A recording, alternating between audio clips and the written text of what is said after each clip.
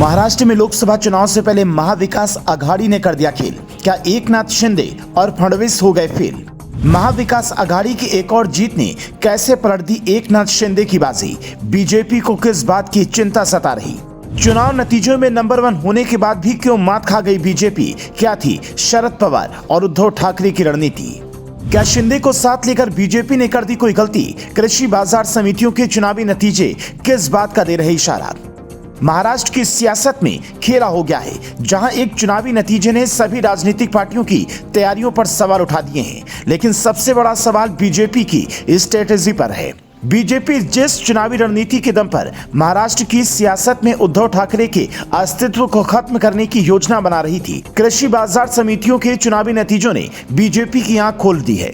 ऐसा हम क्यों कह रहे हैं और इस चुनावी रणनीति से बीजेपी को क्यों सबक लेना चाहिए, ये बात आपको जरूर बताएंगे। लेकिन सबसे पहले आपको महाराष्ट्र के कृषि बाजार समितियों के चुनावी नतीजों के बारे में बताते हैं। जिस चुनाव में बीजेपी नंबर 1 की पार्टी बन गई है, लेकिन फायदा महाविकास आघाड़ी को हुआ है। महाराष्ट्र में कृषि बाजार समितियों का चुनाव हुआ। चुनाव में सभी राजनीतिक दलों का खासा प्रभाव रहता है। महाराष्ट्र में 147 एपीएमसी यानी कि कृषि बाजार समितियों के चुनावी नतीजे आए। इन नतीजों में बीजेपी नंबर 1 की पार्टी बनी। बीजेपी ने सबसे ज्यादा 40 बाजार समितियों के चुनाव में जीत दर्ज की। एनसीपी 38 बाजार समितियों में जीत हासिल कर पाई और दूसरे नंबर पर रही, जबकि 33 सीटों पर जीत दर्ज कर कांग्रेस चौथे नंबर पर रही। लेकिन सबकी नजरें उद्धव और शिंदे गुट के बीच सीटों की जंग थी और यहां उद्धव ठाकरे ने बाजी मान ली। उद्धव गुट 11 सीटें जीतने में कामयाब हुआ, जबकि शिंदे गुट को केवल 8 सीट से ही संतुष्ट करना पड़ा। असली खेला यहां से शुरू हुआ। दरअसल शिवसेना को तोड़कर शिंदे बीजेपी के साथ हो गए।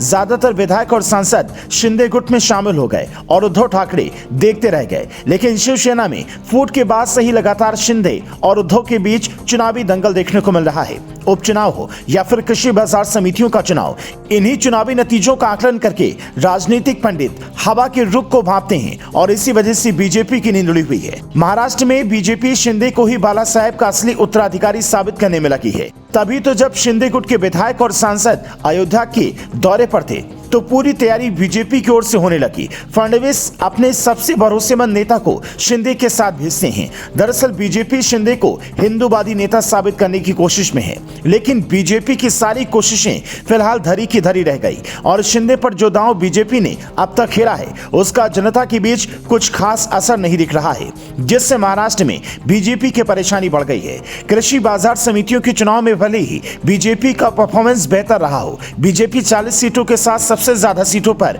काबिज हो, लेकिन महाविकास आघाड़ी ने 80 सीट अपने नाम कर बीजेपी की रणनीति को मात दे दी और इसका सबसे ज्यादा नुकसान शिंदे गुट को हुआ है। शिंदे गुट 8 सीटों के साथ 5वें नंबर पर है, जबकि उद्धव गुट 11 सीटों पर अपना दबदबा बनाए रखा है।